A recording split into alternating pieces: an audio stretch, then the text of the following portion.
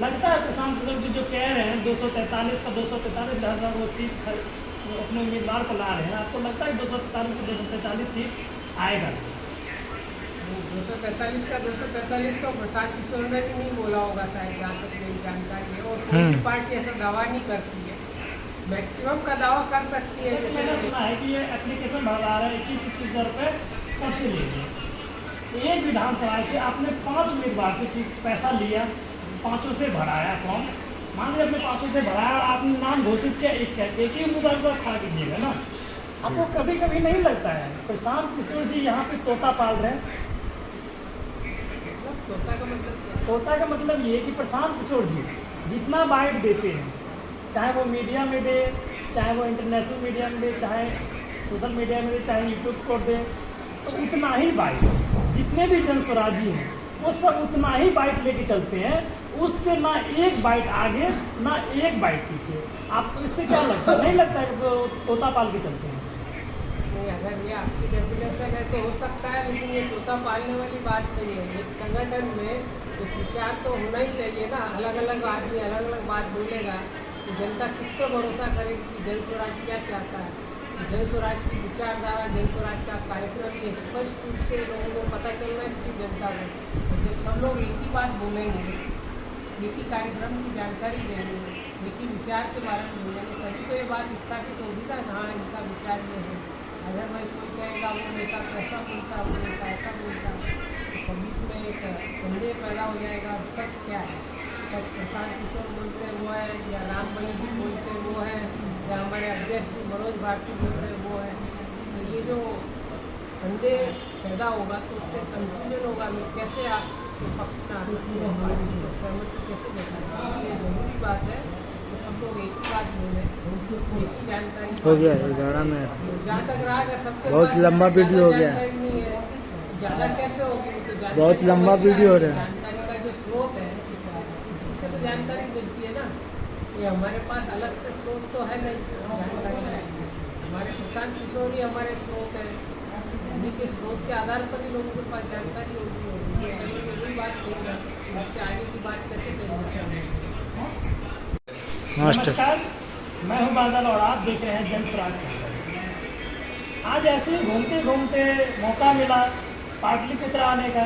पाटलिपुत्र में प्रशांत किशोर जी जो इनका पहले एलसीटी घाट कुछ संस्था चलता था, उन्हीं पे जब डिस्ट्रॉय हुआ वहाँ से, तो इन्होंने अपने डिसेंट्रलाइजेशन किया और अपने जितने भी सहभागी हैं, जो सहपाठी हैं, इन सबको इन्होंने अलग अलग गेस्ट हाउस, होटल्स, हर जगह इन्होंने शिफ्ट कर रखा है। तो ये जो आप देख रहे हैं ये हम लोग अभी एक गेस्ट हाउस है, प्रिंस होटल, ये गेस्ट हाउस है। यहीं पे हमारे कुछ सहभागी हैं, हम कैमरा मैन से चाहेंगे ये लोग दिखा दें। इधर भी है कुछ सहभागी, कुछ इधर भी हैं और इधर रूम सब में भी है। और आज हम कुछ सहभागियों से जानेंगे ये लोग जन स्वराज में आए हैं, तो जन स्वराज में लोगों को क्या अच्छा लगा, क्या बुरा लगा।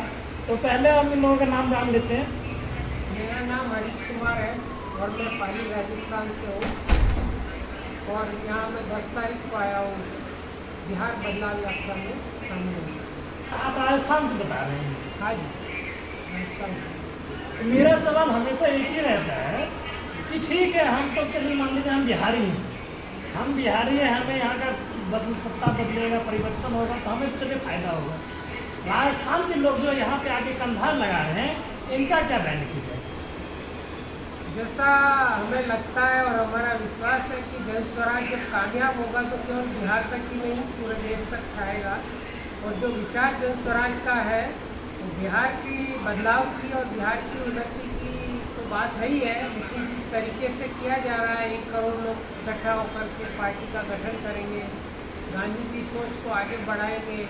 आज जो देश का वातावरण हिंदू मुसलमान के बीच विरोधाभास, वैमनस्यता से दूर करने के लिए, सौहार्द स्थापित करने के लिए गांधी के जो सर्वधर्म संभाव के विचार को आगे बढ़ाएंगे, तो इन विचारों से प्रेरित होकर के, इन विचारों को समझ कर और ये परिवर्तन किस तरह लाया जाएगा इस प्रक्रिया में भागीदार होकर के जानकर, ताकि अगर आवश्यकता हुई और संभव हुआ ये मुहिम आगे बढ़े राजस्थान तक, आगे उसमें यहाँ की जो जानकारी, यहाँ का अनुभव लाभदायक साबित हो सकता है, ऐसा मेरा व्यक्तिगत।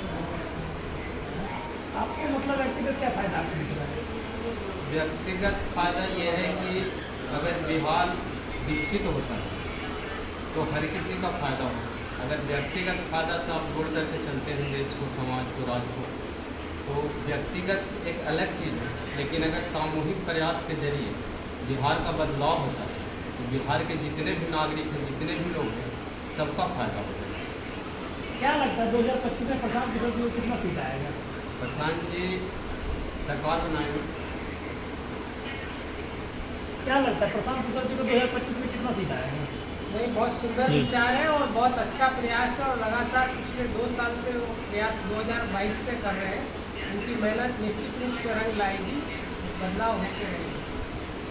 लगता है प्रशांत किशोर जी जो कह रहे हैं 243 का 243,000 वो सीट वो अपने उम्मीदवार को ला रहे हैं, आपको लगता है 243 का 243 सीट आएगा? 243 का 243 तो प्रशांत किशोर ने भी नहीं बोला होगा शायद, जहाँ तक मेरी जानकारी है। और कोई भी पार्टी ऐसा दावा नहीं करती है, मैक्सिमम का दावा कर सकती है। जैसे पिछली बार मोदी जी ने कहा 400 पार, इतना ही दावा हो सकता है। जबकि लोकसभा के अंदर तो सीटें 542 सीटें हैं, तो 100%, 100% तो कोई भी दावा नहीं करता है, नहीं कर सकता है। आपको लगता है प्रशांत जी सरकार बना लेंगे बिना किसी पार्टी का गठबंधन किए या मिली-जुली सरकार किए? हम इसी प्रयास में हैं और इसीलिए हम आए हैं कि वो अपने से स्वयं से सरकार बनाए बिना किसी के सहयोग से, तभी बदलाव संभव हो पाएगा। क्योंकि जो सहयोग में पार्टी जो भी आएगी वो इस बदलाव के लिए इतनी ज़्यादा उद्यत नहीं होगी जितने प्रशांत किशोर है, वो उसके लिए इतनी ज़्यादा कमिटेड नहीं होगी। क्योंकि प्रशांत किशोर 2022 से काम कर रहे हैं और इस काम को करने से पहले जो काम वो करते थे, रणनीतिकार का, चुनाव प्रचार का, उस काम को उन्होंने तिलांजलि दी, जिस काम में उनको सभी सुविधाएं प्राप्त की और धन प्राप्त था, उन सबको त्याग कर जब वो इतनी मेहनत कर रहे हैं, निश्चित रूप से उनकी मेहनत रंग लानी चाहिए और लाएगी। यहाँ बिहार के लोग इस बात को समझेंगे। जब हम राजस्थान से समझने की कोशिश कर रहे हैं या समझ रहे हैं, तो बिहार के लोग भी इसे समझेंगे। प्रशांत किशोर जी खुद कहते हैं कि हम अभी भी वही काम कर रहे हैं जो पहले करते थे। ऐसा नहीं कि हमने काम छोड़ दिया, बस हमने पार्टी चेंज कर दिया। वो अभी भी जन स्वराज के लिए एक सलाहकार के रूप में ही काम कर रहे हैं। तो आप ये बताइए, क्या लगता है प्रशांत किशोर जी जाति पे टिकट बांटेंगे? पहले ही वो बता चुके हैं इस बारे में कि जितना जिसका रिप्रेजेंटेशन, जितनी जनसंख्या है उसके आधार पर सीटों का बंटवारा किया जाएगा। करीब 40 सीटों के लिए वो माइनॉरिटी मुस्लिम्स के लिए कह चुके हैं, 40 सीटें महिलाओं के लिए कह चुके हैं। ऐसी अलग अलग वर्ग जो है उनको प्रतिनिधित्व देने के लिए पूरा प्रयास किया जाएगा। और इसके सबूत के तौर पर हम एक चीज़ दे सकते हैं, उन्होंने जो अध्यक्ष नियुक्त किया है वो पिछड़ा समाज का दलित व्यक्ति को नियुक्त किया है, मनोज भारती। तो ये इस बात का सबूत है कि वो अपनी बात पर कायम रहेंगे भविष्य में। नहीं, ठीक है, दलित संघ को उन्होंने सचिव बनाया, अध्यक्ष बनाया, लेकिन मेरा कहना ये है, अगर मान लीजिए ये भी जाति पे ही टिकट बांट रहे हैं और ये एप्लीकेशन भरवा रहे हैं, जैसा कि मैंने सुना है कि ये एप्लीकेशन भरवा रहे हैं 21-21 हज़ार रुपये सबसे लेंगे। एक विधानसभा से आपने 5 उम्मीदवार से पैसा लिया, 5 से भराया फॉर्म, मान लीजिए अपने 5 से भराया और आपने नाम घोषित किया, एक ही उम्मीदवार को खड़ा कीजिएगा ना। आपने एक को खड़ा किया तो आपको क्या लगता है वो जो 4 आदमी हो गए वही अगर आपके विपक्ष में चले गए, उन्होंने आपका वोट डिस्ट्रॉय कर दिया, तो आपको क्या लगता है ये आपके लिए अच्छी सोच बनेगी या गलत सोच बनेगी? तो कैसे कर सकते हैं? तय प्रक्रिया के तहत नाम तय किए जाएंगे और वो प्रक्रिया पूर्ण रूप से सबको मालूम है, नियमों के अंदर दी गई है, जो चाहे उसको देख सकता है। उसके 10 शायद पैरामीटर्स तय किए गए हैं, किस आधार पर उम्मीदवार का चयन किया जाएगा। तो सबके सामने स्पष्ट रहेगा, ऐसे मनमाने तरीके से तो टिकट बांटे नहीं जाएंगे। जब उन्हें पता चलेगा कि ये उम्मीदवार हमसे बेहतर है, ये पैरामीटर में ऊपर है, इसीलिए इसको टिकट मिला है, तो उनको क्या दिक्कत होनी चाहिए? और फिर वो जन स्वराज के लिए काम करने आए, व्यक्तिगत रूप से तो काम नहीं कर रहे। जिन लोगों का भी नाम उसमें आया है, दरखास्त जिनकी आई है, वो सारे जन स्वराजी लोग हैं, जन स्वराज के विचार से सहमत है। जन स्वराज का विचार है कि बिहार में बदलाव होना चाहिए, बिहार का समाज का सुधार होना चाहिए, बिहार के युवाओं का पलायन बंद होना चाहिए, उनकी शिक्षा शिक्षा की व्यवस्था बेहतर होनी चाहिए, बुजुर्गों को पेंशन मिलनी चाहिए और महिलाओं को रोजगार के लिए सस्ते दरों पर लोन मिलना चाहिए, किसानों को लाभकारी मूल्य मिलना चाहिए खेती का, जिसको मदद करने के लिए जो मनरेगा के कर्मचारी, मनरेगा के फंड से उन लोगों को मजदूर मुहैया किया गया। ये सभी चीज़ें सहमत है वो सभी लोग, तभी तो वो जन स्वराज के सदस्य हैं। जब जन स्वराज के सदस्य हैं तो वो जन स्वराज महत्वपूर्ण होगा, उनका व्यक्तिगत एम्बिशन या व्यक्तिगत महत्वाकांक्षा वहाँ पर मायने नहीं रखती है, ना ही रखनी चाहिए। नहीं अंकल, आपके 5 बच्चे हैं, आपके 5 बच्चे हैं, आपके 5 बच्चे में से एक को खिलौना मिला, 4 को नहीं मिला, 4 को रोकना जायज़ है ना। और आप कह रहे हैं 10 पैरामीटर, तो 10 पैरामीटर बताइएगा टिकट वितरण का कौन कौन सा है? मुझे थोड़े जानते हैं। विस्तृत जानकारी अभी मेरे पास है नहीं, हाँ, और नहीं मैंने ऐसी तैयारी की है क्योंकि मैं खुद उम्मीदवार तो हूँ। जानकारी होने के बाद क्या पैरामीटर है उनके बारे में ज़्यादा जानकारी होने के बाद बताएं। ठीक है। ऐसा उनके जो भी बयान आते हैं, जो भी वीडियोज हैं उनमें देखा है, मैंने उन्होंने बताया कि 10 पैरामीटर है। अभी कोई पैरामीटर तय किया जाए, उन पैरामीटर्स की व्यक्तिगत रूप से मुझे कोई जानकारी। ठीक है। आपको कभी कभी नहीं लगता है प्रशांत किशोर जी यहाँ पे तोता पाल रहे हैं? तोता का मतलब क्या? तोता का मतलब ये कि प्रशांत किशोर जी जितना बाइट देते हैं, चाहे वो मीडिया में दे, चाहे वो इंटरनेशनल मीडिया में दे, चाहे सोशल मीडिया में दे, चाहे यूट्यूब को दे, तो उतना ही बाइट, जितने भी जन स्वराजी हैं वो सब उतना ही बाइट लेके चलते हैं, उससे ना एक बाइट आगे ना एक बाइट पीछे। आपको इससे क्या लगता है? नहीं लगता है कि वो तोता पाल के चलते हैं? नहीं, अगर ये आपकी डेफिनेशन है तो हो सकता है, लेकिन ये तोता पालने वाली बात नहीं है। एक संगठन में एक विचार तो होना ही चाहिए ना। अलग अलग आदमी अलग अलग बात बोलेगा तो जनता किस पर भरोसा करेगी कि जन स्वराज क्या चाहता है? जन स्वराज की विचारधारा, जन स्वराज का कार्यक्रम ये स्पष्ट रूप से लोगों को पता चलना चाहिए जनता को। जब सब लोग एक ही बात बोलेंगे, एक ही कार्यक्रम की जानकारी देंगे, एक ही विचार के बारे में बोलेंगे, तभी तो ये बात स्थापित होगी ना, हाँ इनका विचार ये है। अदरवाइज कोई कहेगा वो नेता कैसा बोलता, वो नेता ऐसा बोलता, तो पब्लिक में एक संदेह पैदा हो जाएगा। सच क्या है?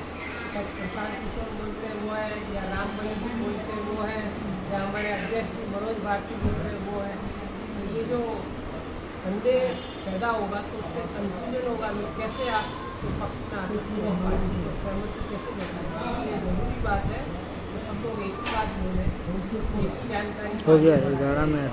जहाँ तक रहा है सबके बहुत पास लंबा वीडियो हो गया। जानकारी नहीं है, ज़्यादा कैसे होगी? वो तो जानकारी बहुत लंबा वीडियो हो रहा है। जानकारी का जो स्रोत है उसी से तो जानकारी मिलती है ना। ये हमारे पास अलग से स्रोत तो है नहीं जानकारी का। हमारे प्रशांत किशोर ही हमारे स्रोत है, उन्हीं के स्रोत के आधार पर ही लोगों के पास जानकारी होगी। वही बात कही जा सकती है, उससे आगे की बात कैसे कही जा सकती है? इसका मतलब जन स्वराज का सीएम फेज में प्रशांत किशोर ही है, लेकिन प्रशांत किशोर जी अभी इस बात से डिनाई कर रहे हैं। आपको क्या लगता है जन स्वराज का सीएम फेज कौन होंगे? ऐसा है, हमारे संविधान के अनुसार कोई फेस होता नहीं है। जो विधायक दल के नेता होते हैं वो सीएम बनते हैं। विधायक दल वो होता है जो चुनाव जीतता है। चुनाव जीतने के बाद जो विधायक होते हैं वो इकट्ठा होकर के मीटिंग करके तय करते हैं कि उनका नेता कौन होगा जो बाद में चीफ मिनिस्टर हो सकता है। इसलिए जब तक विधायक दल तय नहीं कर लेता तब तक कोई फेस का जरूरत नहीं है। फेस का इसमें अलग से मेमोरी कार्ड लगा हमें गुमराह करने के तो लिए और एक 36 GB को बढ़ावा देने के लिए व्यक्तिवाद का बढ़ावा देना बहुत ही अनुचित है। उसके कारण से जो व्यक्ति महत्वपूर्ण हो जाता है, संस्था और संचार होता है। जैसे अभी देखिए बीजेपी में तो मोदी जी चाहे लोकसभा का हो चाहे विधानसभा का, हर चुनाव में कहते हैं मेरे चेहरे को देखते, कहीं भी वो अपना सीएम फेस डिक्लेयर नहीं करते हैं। चाहे वो अपना चेहरा दिखाए या सीएम फेस डिक्लेयर करें, दोनों एक ही सी बात है कि एक व्यक्ति को आप बहुत ज़्यादा बढ़ा देते हैं